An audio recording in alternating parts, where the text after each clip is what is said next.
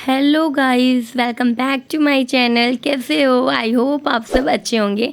तो ये 14 तारीख का ब्लॉग है और मंगलवार का है। तो मैंने खाना बना लिया, सब्जी बनाई थी मैंने आलू गोभी मटर की, और फिर मैं फटाफट रोटियां बना रही थी क्योंकि इनको ऑफिस जाना था, इसलिए फटाफट मैं रोटियां बना रही थी।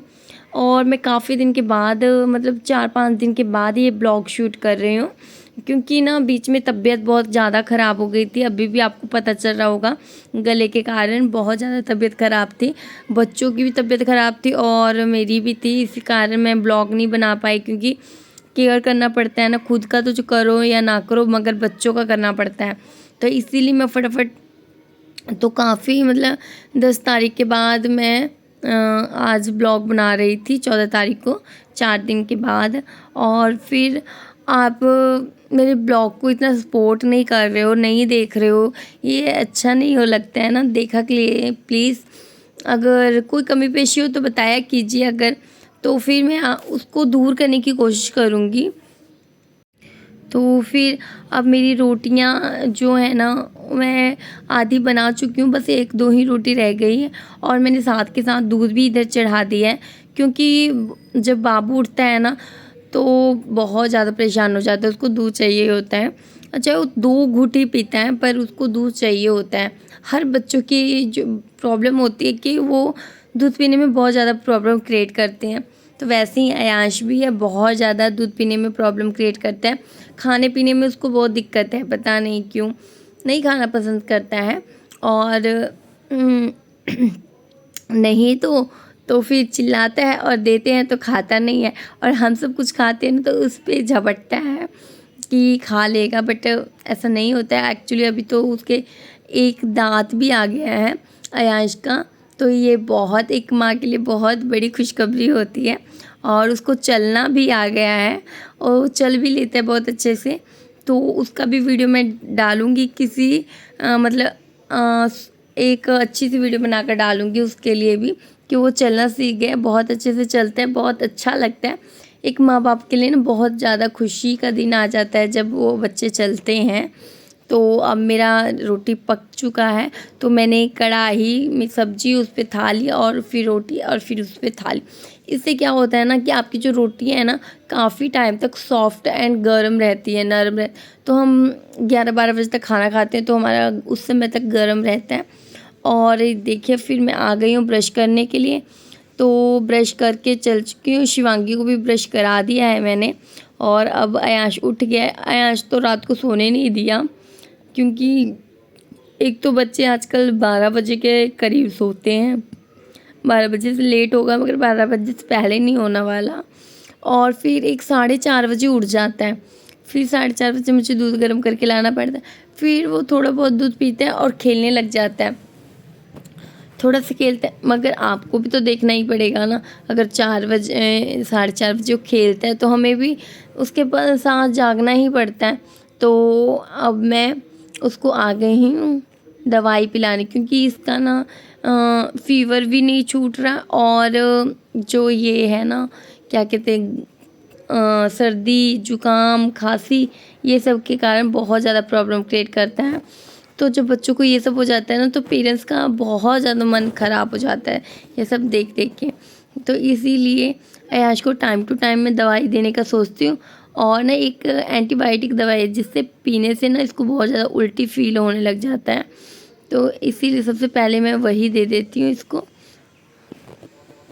और इसके मतलब गले में एक कपड़ा रख देते हैं, ताकि अगर दवाई गिराए भी ना, अयांश को एक गंदी सी आदत है, अगर उसको कुछ देते हैं ना, एक्चुअली हर बच्चे की होती है ये, दवाई या पानी देते हैं ना, उसे फुर्र कर देता है, वो पानी निकाल देता है, जैसे कुल्ला होता है ना वैसे कर देता है। तो इसीलिए अब थोड़ा थोड़ा उसको करके पिलाती हूँ, ताकि वो फेंके ना, और उसको भूख लगी है इसीलिए उससे पहले मैं इसको दवाई दे देती हूँ, ताकि ये ना दवाई खा ले, पी ले, और फेंके ना। अगर ये इसको दूध वगैरह पिलाकर दवाई पिलाते हैं ना तो ये उल्टी कर देता है, तो फिर सही नहीं लगता है, लगता है कि बच्चा ने कुछ खाया नहीं है, भूखा है।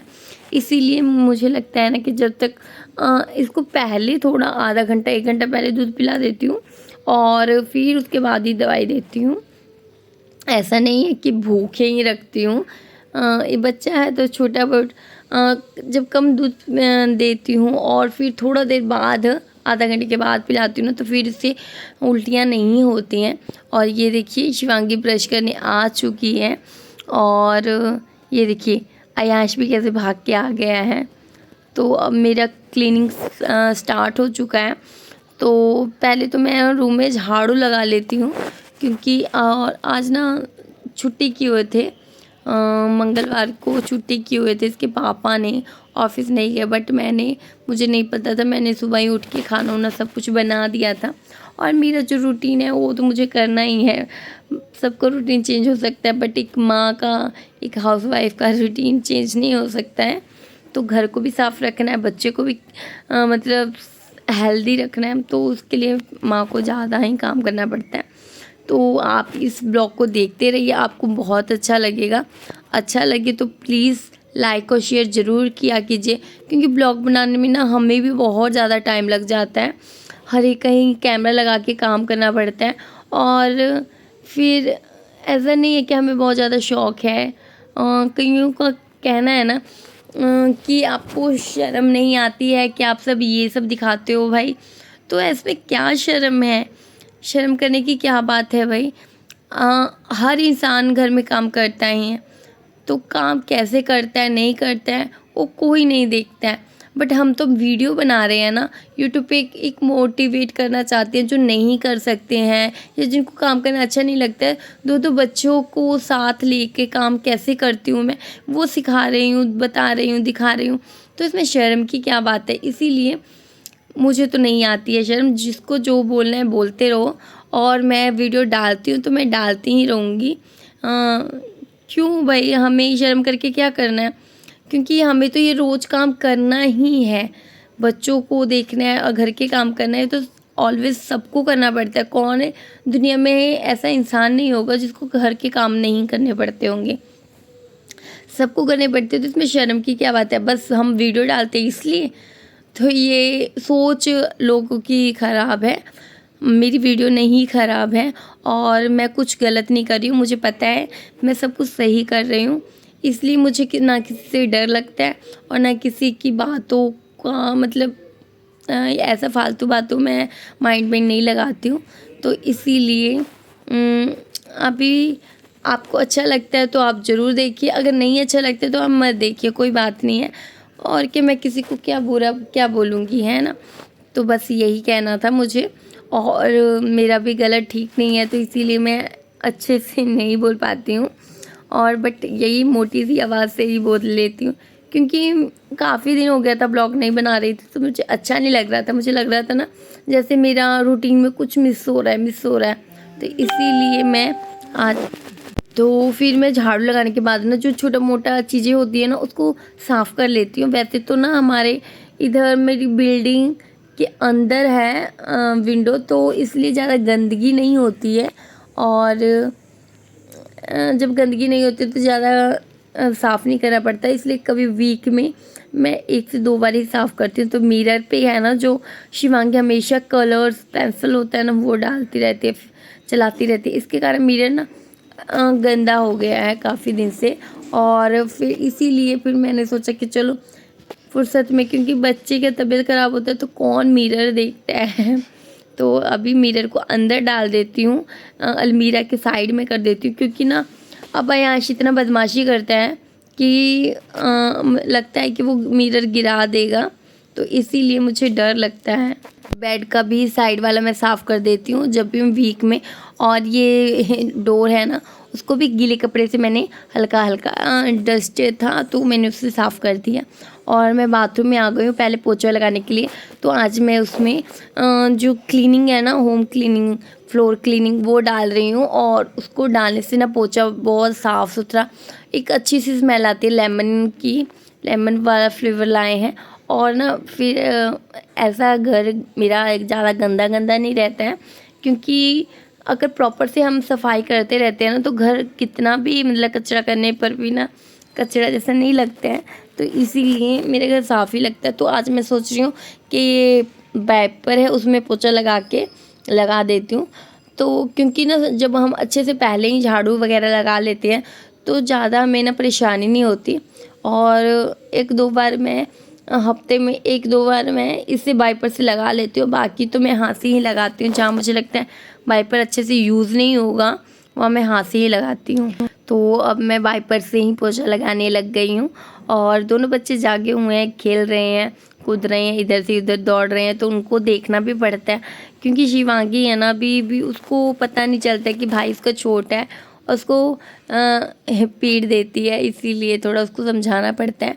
और अयांश भी है ना, अगर बाथरूम का डोर ओपन रहेगा तो बहुत ज़्यादा बाथरूम में जाता है, इसीलिए फिर थोड़ा सा संभलना पड़ता है। तो अब मुझे यहाँ लगा कि कुछ ज़्यादा गंदगी है, इसीलिए मैं यहाँ पर हाथ से पोछा लगाने लग गई। और शिवांगी कुछ कहने आई थी मुझे, तो फिर मैं उसके साथ चली गई और फिर उसका काम करके, क्योंकि बच्ची है और उसको पढ़ा भी रही थी मैं साथ के साथ, इसीलिए। तो आपको होप ये ब्लॉग अच्छा लग रहा है। अच्छा लगे तो प्लीज़ लाइक और शेयर करना ना भूला कीजिए, क्योंकि आपकी सपोर्ट की बहुत ज़्यादा ज़रूरत है मुझे और मेरे चैनल को। तो प्लीज़ अपना अपना प्यार और सपोर्ट ऐसे देते रहिए, वीडियो पूरा देखा कीजिए, होप आपको अच्छा लगे। और चलिए फिर अब पोछा लगाने के बाद हम नहाने जा रहे हैं और नहा के मैं आ गई हूँ, रेडी हो चुकी हूँ और अब पूजा कर ली हूँ, क्योंकि पूजा का ब्लॉग नहीं बनाया। और शिवांगी को भी नहा दी हूँ और इसका भी बाल वगैरह सेट कर दी हूँ, फ्रॉक पहनाई हूँ। इसको फ्रॉक पहनना पसंद नहीं है, इसको लगता है कि फ़्रॉक पहन के मैं छोटी हो जाती हूँ। तो आज का ब्लॉग इतना ही है, तो होप अच्छा लगा होगा। तो मिलते हैं नेक्स्ट ब्लॉग में। Bye bye, take care.